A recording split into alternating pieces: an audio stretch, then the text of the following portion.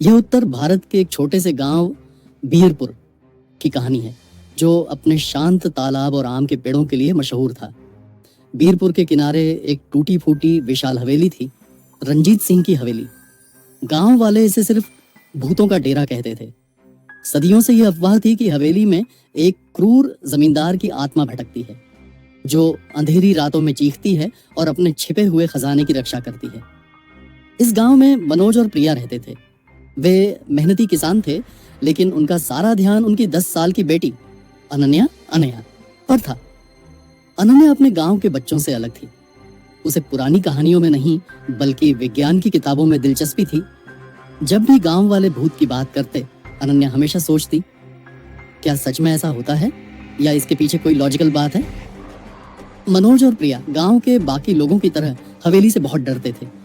उनका घर हवेली की दीवार से सटा हुआ था। अक्सर रात को जब हवा चलती तो हवेली से अजीबोगरीब आवाजें आती, कभी टूटे कांच के टकराने की तो कभी किसी भारी चीज के घिसटने की। प्रिया डर के मारे रात रात भर सो नहीं पाती थी और मनोज की खेती भी आवाजों की वजह से प्रभावित होने लगी थी। गांव के मुखिया ने तो मनोज को चेतावनी भी दे दी थी कि अगर ये डर नहीं हटा तो उन्हें अपनी जमीन छोड़कर जाना पड़ेगा। अनन्या ने देखा कि उसके माँ बाप कितने परेशान हैं। उसने फैसला किया कि वह इस डर को हमेशा के लिए खत्म करेगी। उसने अपनी छोटी सी डायरी और एक पुरानी टॉर्च ली और अगले 3 दिनों तक हवेली पर नजर रखी। उसने गौर किया कि आवाजें सिर्फ तेज हवा चलने पर ही आती थीं और वे हमेशा हवेली के उत्तरी कोने से आती थीं। गांव वाले कहते थे कि वह जमींदार की आत्मा की पुकार है, लेकिन अनन्या ने सोचा, आत्मा को हवा से क्या लेना देना। एक रात जोरदार हवा चल रही थी। अजीबोगरीब खटर पटर की आवाज आ रही थी। अनन्या ने हिम्मत की और अपनी माँ की साड़ी के नीचे से रेंगती हुई हवेली की पिछली दीवार तक पहुंची। उसने अपनी टॉर्च की रोशनी उत्तरी कोने पर डाली। वहां कोई भूत नहीं था।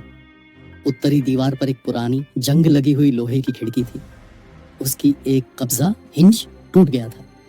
जब भी तेज हवा आती, वह खिड़की लोहे के फ्रेम से टकराती और जोरदार भयानक खटर पटर की आवाज पैदा करती, जो हवेली के बड़े खाली कमरों में गूंजकर और डरावनी बन जाती थी। यह आवाज पूरी हवेली के भूत होने का रहस्य थी।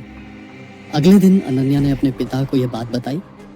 पहले तो मनोज को विश्वास नहीं हुआ, लेकिन अनन्या ने उसे वहां ले जाकर दिखाया। मनोज ने हंसते हुए सिर हिलाया। उसने तुरंत गांव के एक बढ़ई को बुलाया और खिड़की को ठीक करवा दिया। उस रात गांव की हवा पहले की तरह ही चली, लेकिन हवेली से कोई आवाज नहीं आई।